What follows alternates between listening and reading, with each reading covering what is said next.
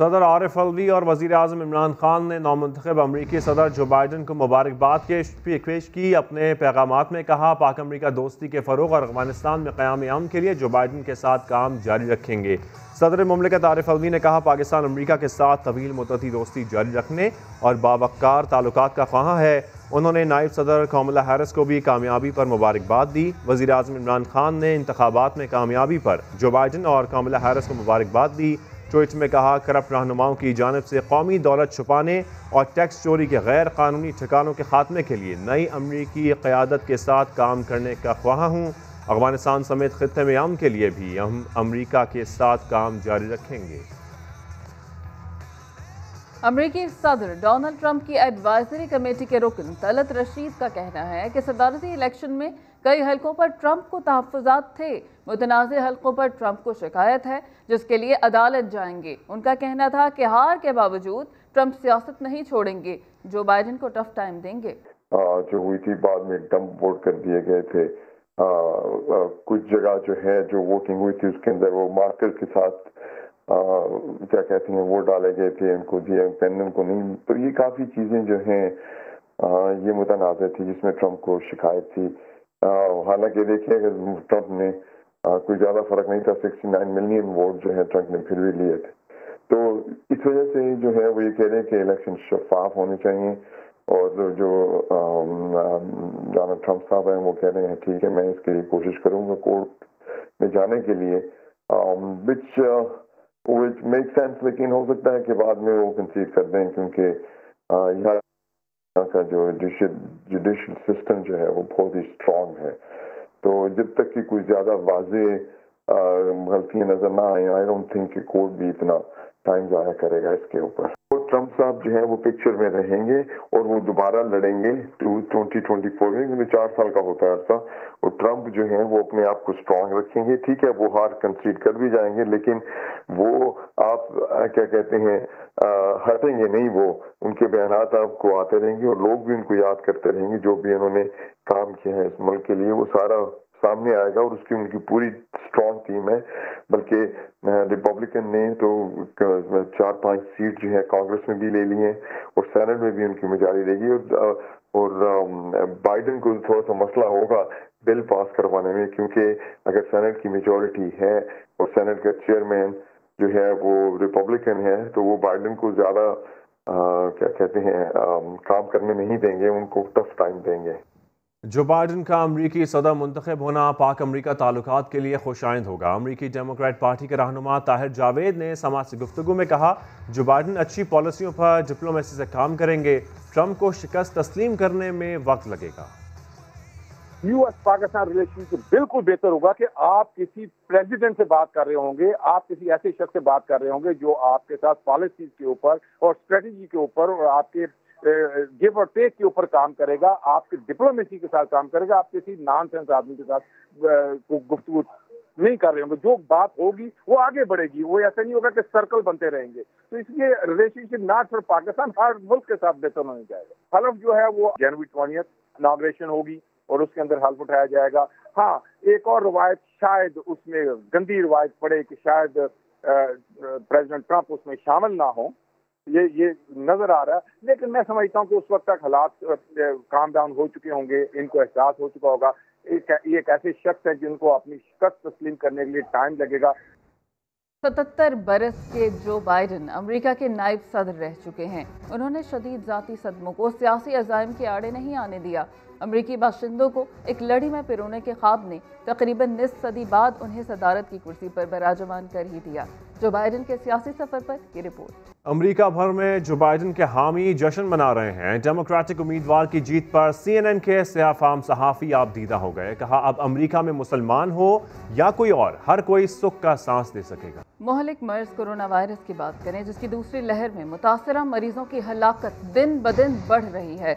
24 घंटे में मजीद 25 अफराद जान की बाजी हार गए। 1400 से ज्यादा नए केसेस भी रिपोर्ट हुए हैं, जिसके बाद एक्टिव केसेस की तादाद 17,804 तक पहुंच गई है।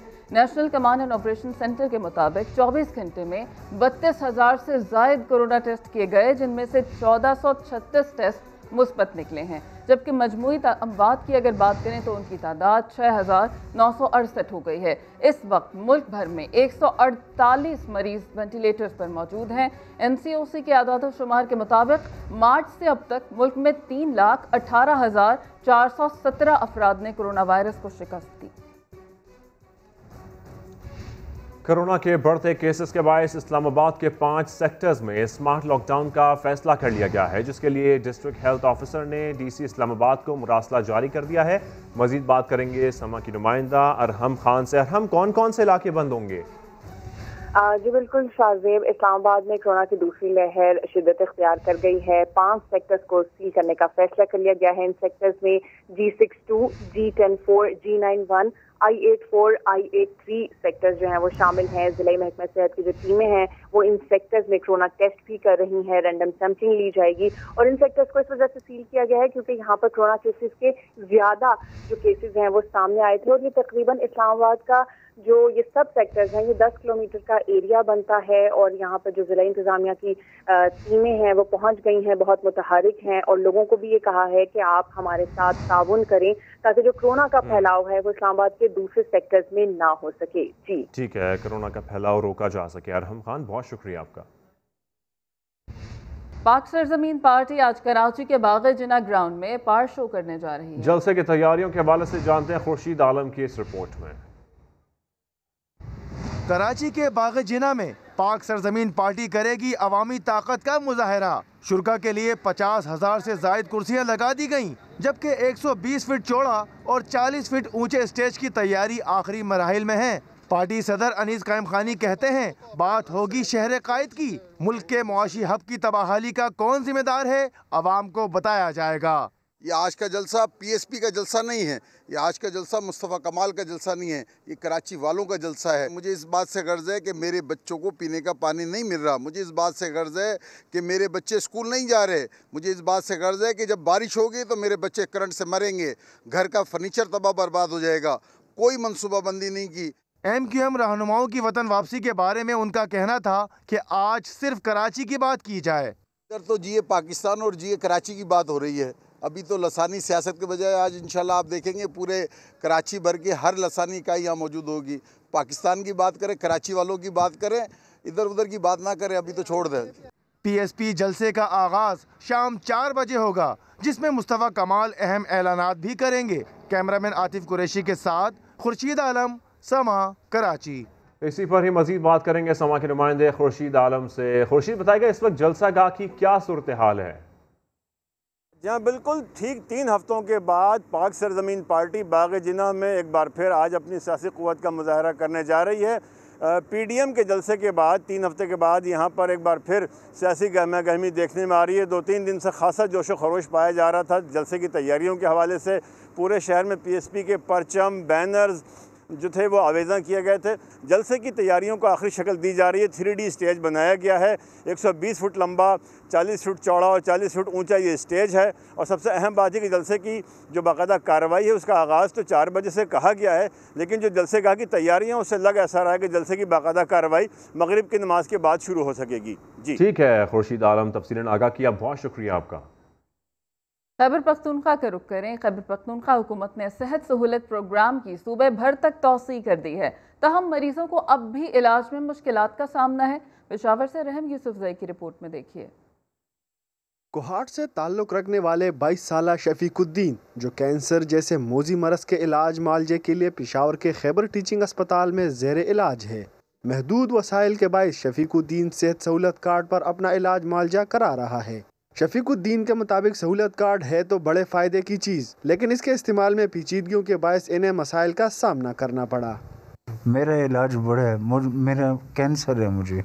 अब डॉक्टरों ने मुझे MRI लिख के दिए 2, तो MRI 13,000 रुपये मांग रहे हैं एक MRI का, तो वो नहीं हो रहा है इसमें। 1500 से 2000 से ऊपर इंजेक्शन हो या कोई और दवाई हो वो नहीं मिलती इसमें। सेहत सहूलत कार्ड को मरीज और तीमारदार सराहते तो हैं, ताहम महंगे टेस्टों और अद्वियात के लिए कार्ड में रकम की हद बढ़ाने का मुतालबा कर रहे हैं। कई जगहों पे दस्तखतें लेनी है, फिर उसके बाद धक्के खाने पड़ते हैं, इंतज़ार करना पड़ता है, फिर वो कहते हैं ये दवाई हमारे पास है, ये नहीं है, ये जाके अपने डॉक्टर से जो है ये मतलब दोबारा जो है इशू कराओ और ये हमारे पास नहीं है। तो इस तरह के इश्यूज़ और मसाइल जो है यहाँ पे मैंने देखे हैं।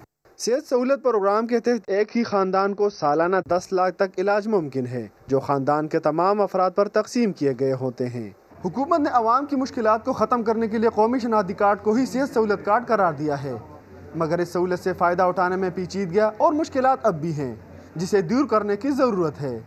कैमरामैन आबिद खान के साथ रहम यूसुफजई, समा, पेशावर। नायब हंगामा आरई केस में गिरफ्तार नून लीग लाहौर के जनरल सेक्रेटरी ख्वाजा इमरान नज़ीर को जुडिशल मजिस्ट्रेट की अदालत में पेश कर दिया गया। उन्हें गुज़िश्ता रोज़ गिरफ्तार किया गया था। लाहौर से आरिफ मलिक की रिपोर्ट। नैब ऑफिस के सामने पथराव और हंगामा आरई केस में पहले ख्वाजा इमरान नज़ीर की गाड़ी तहवील में ली गई, फिर थाना चौक पुलिस ने उन्हें गिरफ्तार कर लिया। लीगी रहनुमा को आज सख्त सिक्योरिटी में अदालत लाया गया। ये जमहूरी हुकूमत होने का दावा करती है, लेकिन ना ये जमहूरी है ना ये आईनी है, और एक सजा से भी टांगे काम देती है। ख्वाजा साद रफीक और अयाज सादिक ने ख्वाजा इमरान नज़ीर की गिरफ्तारी को PDM को नुकसान पहुंचाने की साजिश करार दे दिया।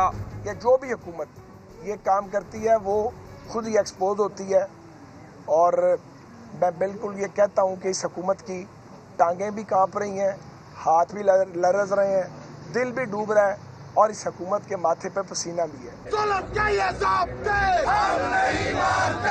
पुलिस ने ख्वाजा इमरान नज़ीर की गिरफ्तारी के खिलाफ रोड ब्लॉक करके एहतजाज करने वाले लीगी रहनुमाओं के खिलाफ भी मुकदमा दर्ज कर लिया है। कैमरामैन खावर महमूद के साथ आरिफ मलिक, समा, लाहौर। साबिक वज़ीर आज़म और नून लीग के सीनियर नायब सदर शाहिद खाकान अब्बासी का समा को तहलका खेज इंटरव्यू। बोले, जब मैंने कहा कि खलाई मखलूक बयानिया नहीं तो लोग नाराज हो गए। अब खलाई मखलूक तो क्या शख्सियात का नाम लेकर बातें हो रही हैं, जो मुल्क की बदनसीबी है।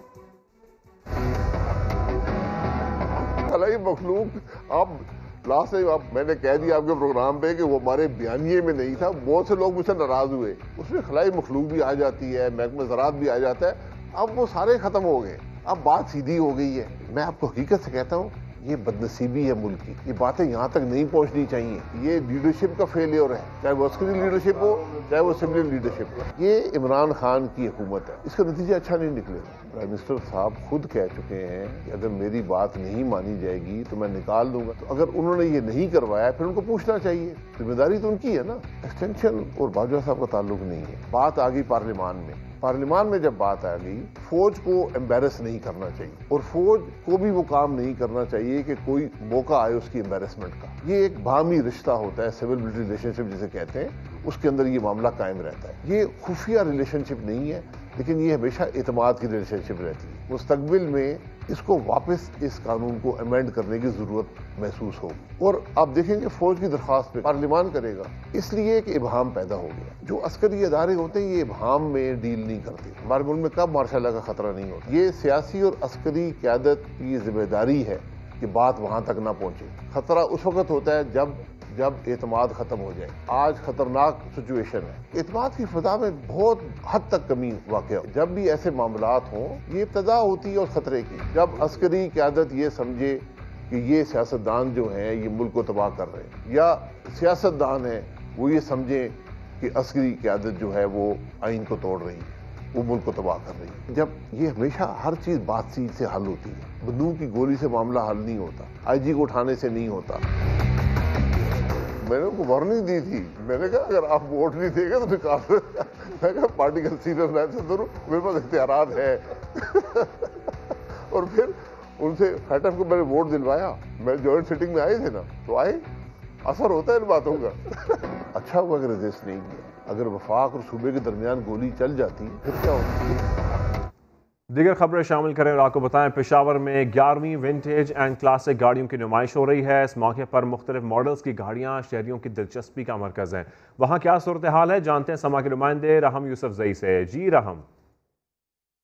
जी बिल्कुल, हम इस वक्त पेशावर क्लब में मौजूद है जहाँ पे खूबसूरत विंटेज कार रैली का इनेकाद किया जा रहा है। इस वक्त इस रैली में जितने भी शरीक गाड़ियाँ हैं उनकी नुमाइश की जा रही है। यहाँ पे खास तौर पे इस नुमाइश में 1930 से लेकर 1970 तक की खूबसूरत चमचमाती और क्लासिकी गाड़ियाँ इस वक्त यहाँ पे मौजूद है। लोग जोर दर्जोग यहाँ पर आते हैं और इसको देख, जो पुरानी गाड़ियों के शौकीन लोग हैं वो यहाँ पे आते हैं और पुरानी गाड़ियों को देखते हैं, खुश हो जाते हैं। इसके साथ साथ इस रैली का अहतमाम जो है 11वीं विंटेज कार रैली इसका कल से आगाज हुआ था, जो कि खैबर डिस्ट्रिक्ट से होकर बाब खैबर से होता हुआ पेशावर कल ये रैली पहुंची थी और इस वक्त पेशावर क्लब में इस रैली की नुमाइश जारी है। ये रैली आज यहाँ से जो है मुल्तान के लिए रवाना होगी, जो कि वहाँ से फिर लाहौर और लाहौर से फिर आज़ाद कश्मीर से होती हुई खानपुर पर इख्तिताम पजीर होगी। आपको बताएं कि आटा चीनी की कीमतों का अवामी रोना अपनी जगह, अब तो घर में रोज पकने वाली सब्जी भी महंगी हो गई। टमाटर कीमत में सब सेब से भी बाजी ले गया, तो हरी मिर्च की अगर बात करें तो वो अनार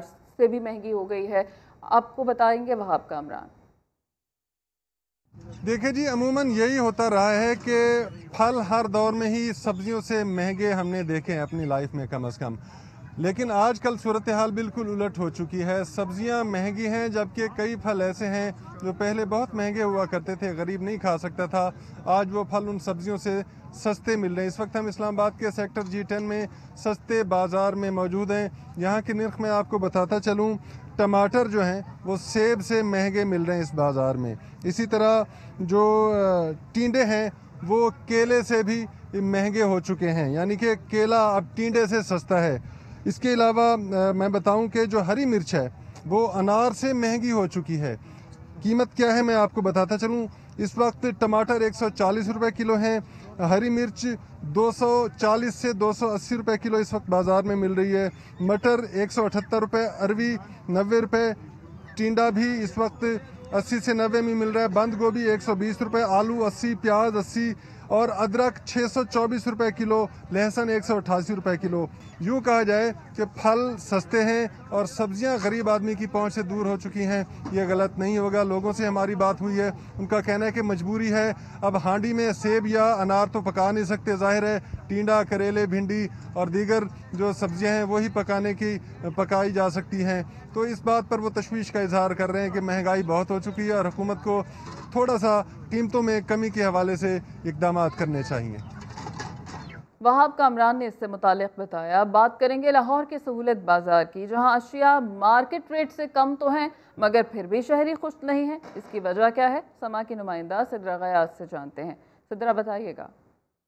जी बिल्कुल, मुल्क भर की तरह लाहौर में भी महंगाई अपने अरूज पर है और हुकूमत की जानिब से आवाम को रिलीफ देने के लिए सस्ता सहूलत बाज़ार लगाया गया है, जहां पर दालें, चावल, सब्जियां, फल और दीगर ज़रूरी अशिया जो है वो रखी गई हैं, जिन पर हुकूमत की जानिब से 3 से 5 रुपए का रिलीफ जो है वो आवाम को दिया जा रहा है। लेकिन यहाँ पर आए हुए ख़रीदार जो हैं वो हुकूमत के इस रिलीफ से मुतमिन नज़र नहीं आते। उनका ये कहना है कि जिस तरह महंगाई बहुत ज़्यादा बढ़ रही है और रोज़ बरोज़ उसमें इजाफा होता चला जा रहा है, तो उनके लिए घर का खर्च चलाना जो है वो मुश्किल होता चला जा रहा है। तो हुकूमत की जानिब से ये जो रिलीफ दिया गया है वो उनके लिए फ़ायदेमंद साबित नहीं हो रहा। तो उन्होंने हुकूमत से मुतालबा किया है कि हुकूमत बढ़ती हुई महंगाई को मज़ीद कंट्रोल करे और उस पर उनको ज़्यादा रिलीफ दे ताकि उनको भी रिलीफ मिल सके। जी ठीक है सदर, आपका शुक्रिया। इस्लामाबाद में लाखों की आबादी के लिए 424 सरकारी तालीमी इदारे तो हैं, लेकिन उनमें से भी अक्सर में साइंस की तालीम का कोई बंदोबस्त नहीं है।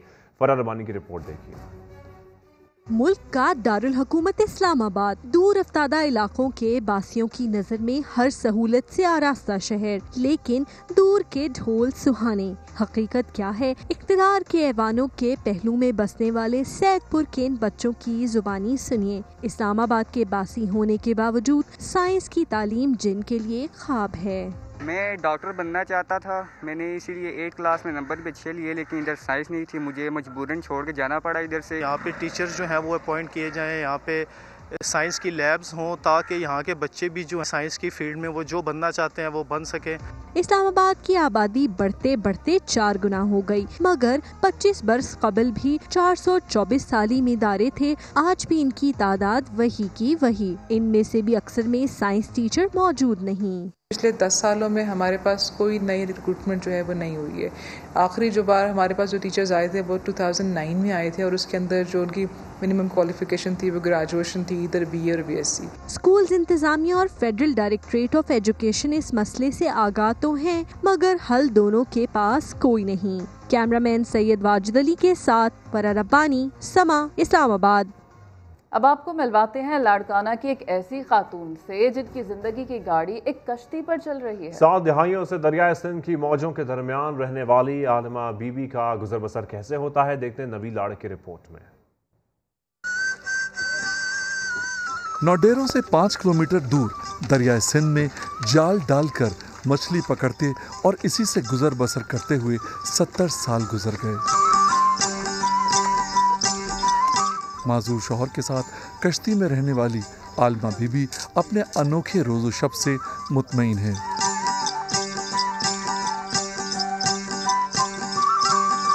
बस या कभी गरबत हालत है, कभी पोरियो कभी वरी पोटियूं माना भी माण्हू आहिनि छोकरनि सामने बस है अला हूँ पाँच कोराड़ो हूंदो। माहीगीर जोड़े की जिंदगी मुख्तलिफ ज़रूर है लेकिन आसान नहीं।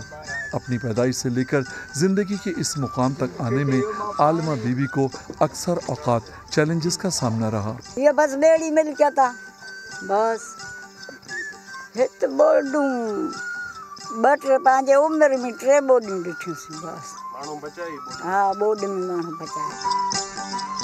दूसरों की मदद में पेश रहने वाली आलिमा बीबी को कश्ती टूटने की फिक्र ने परेशान कर रखा है।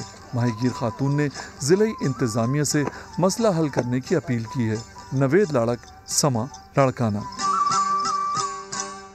फिर वक्त इतना ही, एक ब्रेक के बाद हाजिर होंगे हेडलाइंस के साथ। आप देखते रहिए समा।